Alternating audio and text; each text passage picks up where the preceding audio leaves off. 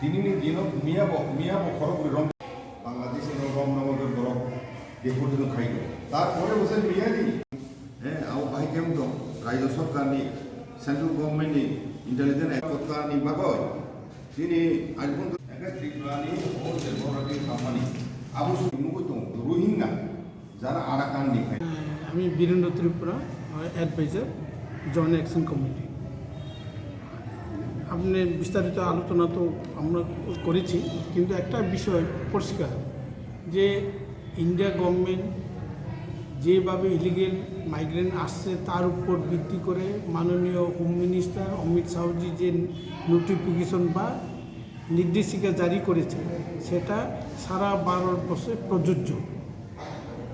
সব জায়গাতে এটা হচ্ছে, গুজরাট, মহারাষ্ট্র, মধ্যপ্রদেশ, দিল্লি, আসাম, ঝাড়খণ্ড সব জায়গাতে হচ্ছে।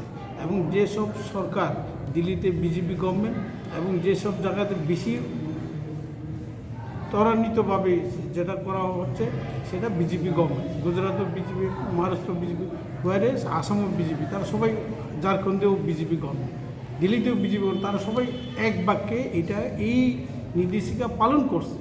ওয়ারেস ত্রিপুরা গভর্নমেন্ট এই নির্দেশিকা পালন করতে অপারগ। আমরা চাই মাননীয় মুখ্যমন্ত্রী মানিক শাহ এই ব্যাপারে সদুত্তর পদক্ষেপ গ্রহণ করুন।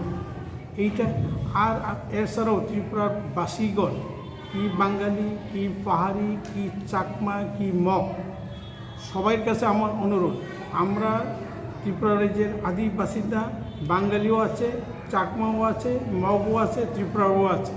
এই অবস্থায় আমরা আমাদের চাকরি, আমাদের জমি জমা হরণ হয়ে যাচ্ছে। কারা নিচ্ছে? Illegal migrant. ইলিগেল মাইগ্রেন্টভাবে আসে, ডাবল সিটিজেন করে বাংলাদেশে বসে এখানে জায়গা জমি ক্রয় করছে। তারা আমরা জায়গা জমি ক্রয় করছে, চাকরি চলে যাচ্ছে তাদের হাতে, ভোটাধিকার চলে যাচ্ছে। এবং আপনারা অনেকেই জানেন যে ত্রিপুরার অ্যাসেম্বলির মধ্যে আগেও এখনও প্রচুর বাংলাদেশি এমএলএ, এমডিসি, মন্ত্রী রয়েছে। এটা কি? এই অবস্থায় আপামর ত্রিপুরাবাসীর কাছে আমাদের অস্তিত্ব রক্ষার জন্য বাঙালি সমাজ যারা আগে থেকে আছে, আগরতলাতে কামানচুমনিতে আমি যখন কলেজে পড়তাম 1976-77 ব্যানার্জি অ্যান্ড কোং করে একটা দোকান ছিল, সে সবসময় বাংলাদেশির বিরুদ্ধে কথা বলতেন। কিন্তু আজকে সব উধাও হয়ে গেছে। সব বাংলাদেশিরা এটা ফেক ডকুমেন্টস করে, নকল ডকুমেন্টস করে বেনামিভাবে টাকা দিয়ে জমি জমা হরপ করে নিচ্ছে। এই কারণে আপামর ত্রিপুরাবাসীর কাছে আমাদের জয়েন্ট অ্যাকশন কমিটির তরফ থেকে তাদের কাছে আবেদন, আপনারা এটার বিরুদ্ধে সোচ্চার হন। কি পাহাড়ি, কি বাঙালি, কি চাকমা, এখানে একটা বলা বাহুল্য, চাকমা রাজ্য পরিষদ তারা যারা ফরেনার ইলিগেল চাকমা এসে তার বিরুদ্ধে তারা মুভমেন্ট শুরু করেছে। আমরা তাদেরকে সহমত পোষণ করি এবং আমরাও চাই বাঙালি তরফ থেকে আসুক, মগের তরফ থেকে আসুক এবং অন্যান্য যারা ত্রিপুরায় বসবাসকারী আছে এই অন্যের মধ্যে মুসলমানদের তরফ থেকে আসুক, কারণ মুসলমানও ত্রিপুরার যে দক্ষিণ। এই অবস্থায় এইটারে আমরা সবাই মিলে এটার জোরালো আন্দোলন করব। সবার সহযোগিতা কামনা করছি। নমস্কার। কমিটির পক্ষ থেকে আজকে প্রেস মিটের মাধ্যমে আমরা আমাদের খুব প্রকাশ করছি যে রাজ্য সরকার এখন অবধি কেন্দ্র সরকারের যে গাইডলাইন যে ইস্যু করেছে for detection, identification, deportation of illegal immigrant from Bangladesh এবং মায়ানমার থেকে, এই ব্যাপারে সরকারের গভর্নমেন্ট অফ ইন্ডিয়ার নির্দেশিকা সেটা পালন করে, মানে বিভিন্ন দেশে বাংলাদেশিদের চিহ্নিত করে এবং তাদের বিরুদ্ধে আইনানুগ ব্যবস্থা নিচ্ছে এবং তাদের ডেপুটেশনও করা হয়েছে। বেশ কিছু সংখ্যক ডেপুটেশন এর মধ্যে হয়েছে। হ্যাঁ, গুজরাট, রাজস্থান, মহারাষ্ট্র, ছত্তিশগড়, দিল্লিতে, বিভিন্ন জায়গায় ধরপাকড় চলছে, ইভেন ওয়েস্ট বেঙ্গল, আসামে। কিন্তু আমাদের রাজ্যে আমরা এখন পর্যন্ত রাজ্য সরকার কোনো হেলদুল নেই এই ব্যাপারে। এখন একদম মানে কমপ্লিট সাইলেন্ট মেনটেন করছে। না চিফ মিনিস্টার পক্ষ থেকে এই ব্যাপারে কোনো বক্তব্য আমরা জানতে পেরেছি, না প্রশাসনের পক্ষ থেকে কোনো প্রশাসনিক অফিসারের পক্ষ থেকে আমরা, কর্তৃপক্ষ থেকে আমরা জানতে পেরেছি। কিন্তু সেন্ট্রাল গভর্নমেন্ট নির্দেশিকা আছে প্রতিটি ডিস্ট্রিক্টে স্পেশাল টাস্ক ফোর্স গঠন করা এবং ডিটেনশন সেন্টার করা। তারপর তাদেরকে বিদেশি কোথায় কোথায় মানে ইলিগাল ইমাইগ্রেন্ট আছে যেটা খুঁজে বের করে তাদের ডিটেনশন ক্যাম্পে রাখা এবং 30 দিন সময়সীমার মধ্যে তাদের ভেরিফিকেশন হবে, তাদের ক্রেডেন্সিয়াল, তাদের ডকুমেন্ট সার্টিফিকেট। তারপরে তাদেরকে যদি প্রমাণিত হয় তারা ইন্ডিয়ান না, তখন ফরেনার রেজিস্ট্রেশন রিজনাল অফিসে খবর দিতে হবে এবং গভর্নমেন্ট ইন্ডিয়ার পক্ষ থেকে ফরেন রেজিস্ট্রেশন অফিস তাদেরকে ডেপুটেশন ব্যবস্থা করবে। এর মধ্যে আমরা জেনেছি যে গুজরাট থেকে প্রায় 300 জনের মানে বাংলাদেশিকে একটা বিশেষ বিমানে, তাও আগরতলা ল্যান্ড বর্ডারের মাধ্যমে তাদেরকে পুশব্যাক করা হয়েছে। তারপর গাজিয়াবাদ থেকেও একটা বিশেষ বিমানে এয়ারফোর্সে 125 জন না কতজন বাংলাদেশিকে এই আগরতলা এয়ারপোর্টে ল্যান্ড করে তাদেরকে পুশব্যাক করা হয় বর্ডার ল্যান্ডে। এত কিছু হচ্ছে, তা সত্ত্বেও কিন্তু ত্রিপুরা রাজ্যের ক্ষেত্রে এখনও আজকের পত্রিকায় প্রতিবাদে আমরা দেখেছি যে এই যে আমাদের সেন্ট্রাল জেল যেটা আছে সুগন্নাঘাট, সেখানে এখন জায়গার সংকুলন হচ্ছে না, কারণ প্রচুর সংখ্যক যারা ওই রেল স্টেশন বিভিন্ন জায়গা থেকে যারা অ্যারেস্টেড হয়েছে তাদেরকে সেখানে রাখা হচ্ছে। কিন্তু তাদেরকে রাখার জন্য তো ডিটেনশন ক্যাম্প খোলার কথা বলেছে কেন্দ্র সরকার, তাহলে রাজ্য সরকার কেন এখন অবধি ডিটেনশন ক্যাম্প খুলছেন? ডিটেনশন ক্যাম্প এটা আমাদের প্রশ্ন। আর এই বিষয়ে আমরা কিছুদিনের মধ্যে আমরা মেমোরেন্ডাম সাবমিট করব চিফ মিনিস্টারের কাছে, গভর্নরের কাছে এবং chief secretary, director general police এবং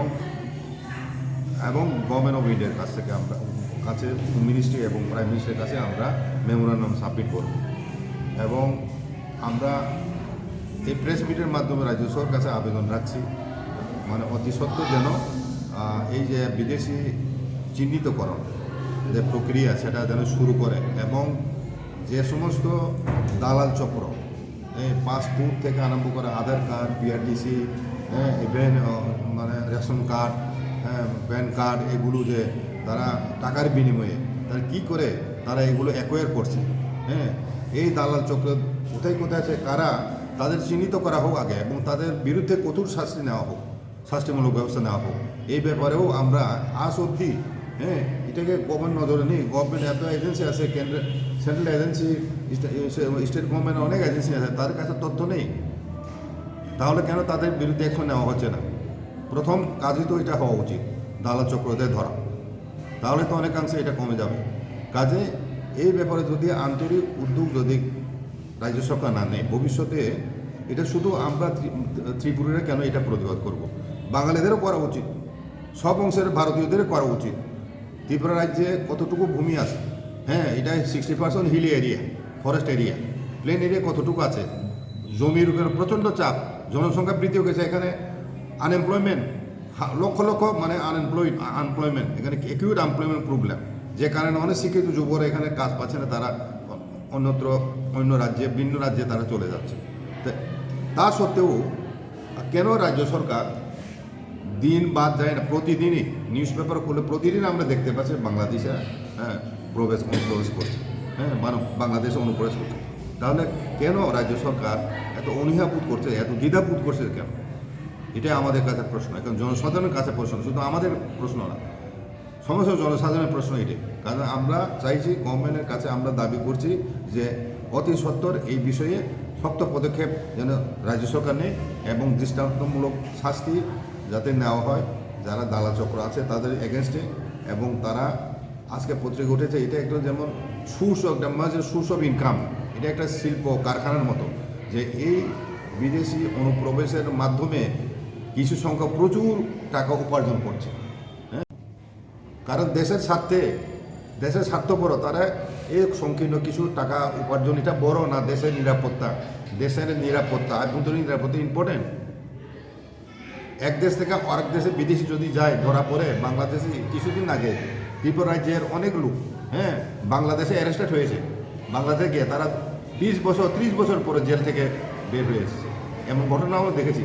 বাংলাদেশে গেলে আমাদের ইন্ডিয়াতে কী হয় আমরা চোখের সামনে দেখি, অথচ বাংলাদেশ থেকে ইন্ডিয়াতে ইভেন এই যে পাকিস্তান ইন্ডিয়ার মধ্যে যে সশস্ত্র মানে তার সংঘর্ষ হয়েছে, এই পিরিয়ডেও